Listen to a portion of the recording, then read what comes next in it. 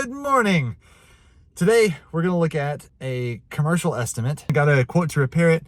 Now I'm going to come in and also give them a quote to see what it would be like to replace that system. And yeah, we'll see you on the inside.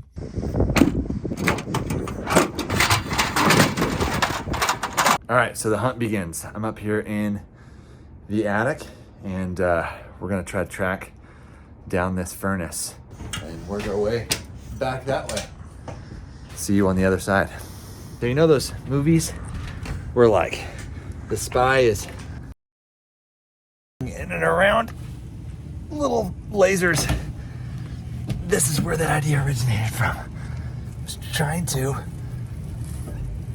navigate ductwork and a roof line and wires. And turn this off. I don't know. Maybe that's better. Okay. All right. Oh, it opens up. Okay. So what we need to do now is find the right furnace.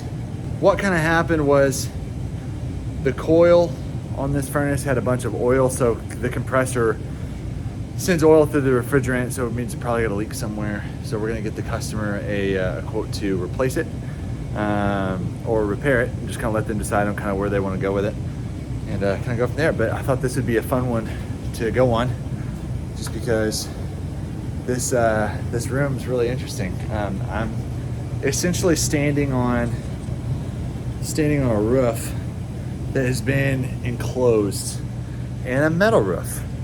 So I am on a roof, under a roof. So let's see if we can find it. I think we found the unit. I think it's this one right here. As I'm ducking underneath boards and gas pipes. So you can see this super well. It's an old Payne system. As I'm stepping over some of this stuff.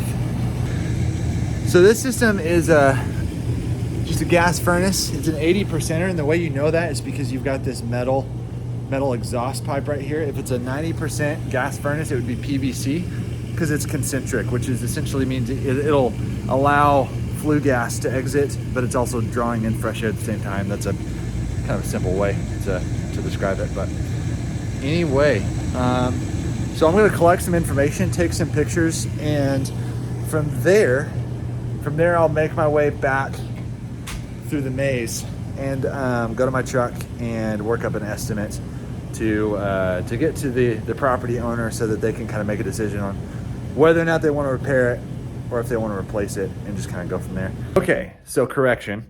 I just got done talking to the technician, and I was looking at the wrong unit. It's actually this one, but it's the same. It's the same thing. It's got that metal flue pipe that goes up. It's an 80% gas furnace. Same issues wrong with it. It's just I had a course correction. So if in doubt, make a call. Make the phone call. Wait, so I'm gonna get the information out of this one, and then we'll go out and work up an estimate. So yeah, I always think it's really interesting being able to go into different places like this, just because you know, not very many people see this side of the service industry, or you know, what it takes to kind of go in and work on equipment, or what that really even looks like, and all the obstacles you've got to get over to do that. You know, I mean, you know, thinking about how we're going to get a new, you know, if they do want to replace that furnace, how to get that furnace back in here, you know, and navigating all of this stuff. So, you know, you see those guys that come to your house to replace the furnace. It takes a lot of dexterity and strength to be able to do that. So those guys are pretty amazing. Oh shoot, we're okay. Nothing broke. That was just a loud pop. This is a lot of what I do, is be able to go into people's houses and crawl around and try to find problems and give solutions on how to fix those problems. It's always fun. And before you leave any attic, it's really important to, one, make sure that you've got sure footing, and to turn off the light. Okay, we learned a couple of things. I mentioned before, while we were in there, that it's a good idea. It's really good that you get eyes on the system, just because, you know, that way you know what it's like to navigate back there and kind of see what it's going to take to, if the customer does want to replace that system, what it would take to get the equipment back where it needs to go, and then all the logistical hurdles that are involved with that. If there's any ducts in the way, beams in the way, all that kind of stuff. You know, it's pretty tight in some spots, and so you know, suggesting to our install manager that we might need a couple extra guys, other than, you know, maybe an extra guy or two to help facilitate lifting that furnace through some of that ductwork would be really handy. I also talked with the customer, and you know, they're kind of in a unique scenario where they're kind of going, you know, they're not sure that they want to go with a full system replacement, which is totally fine. And you know, they're kind of just wanting to see what it would cost to either repair it or replace that furnace.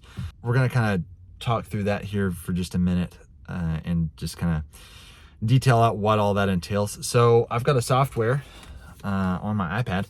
I hold it upside down. Software on my iPad that allows me to build out a proposal, and so that I can email that to the customer, and so that they can kind of see what it would cost to replace that system. They already have a proposal to repair it, and so I'll just be handling the replacement portion. I don't know if it'd show up super well on my phone, just what that program looks like. Anyway, to talk like numbers, you know, it's going to be a ballpark of, it's going to be more than $5,000, probably less than 8 to replace that furnace. And so those are just kind of some rough numbers. And so they might opt to repair it just because of, you know, the tenants in the building.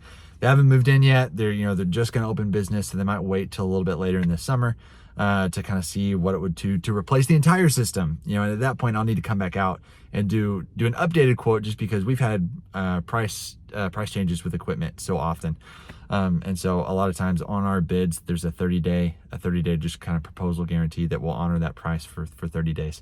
And so, you know, if it's the beginning of summer, you know, if it's April and May, you know, I'll come back out and kind of do that again. But at least I'll know where the system is. You know, I'll have the model number for that, and so that's really helpful. So it's a 5-ton furnace, which means the blower inside's 5 tons. So making sure that the replacement system matches the tonnage and the blower capacity of the existing system is really important, and that also that the dimensions are the same. So the cabinet size of the furnace is really important as well.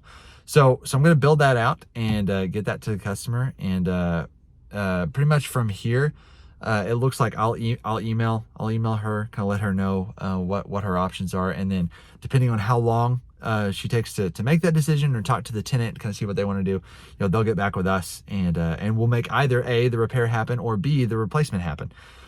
So there's some time lag involved in that, but I was really glad that you guys got to come along with me and just see what it was like to replace, or at least to kind of crawl around and see what it would look like to do a proposal to replace that system.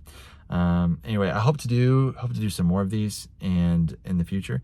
And yeah, anyway, you guys have a fantastic Friday, and see you again. Bye.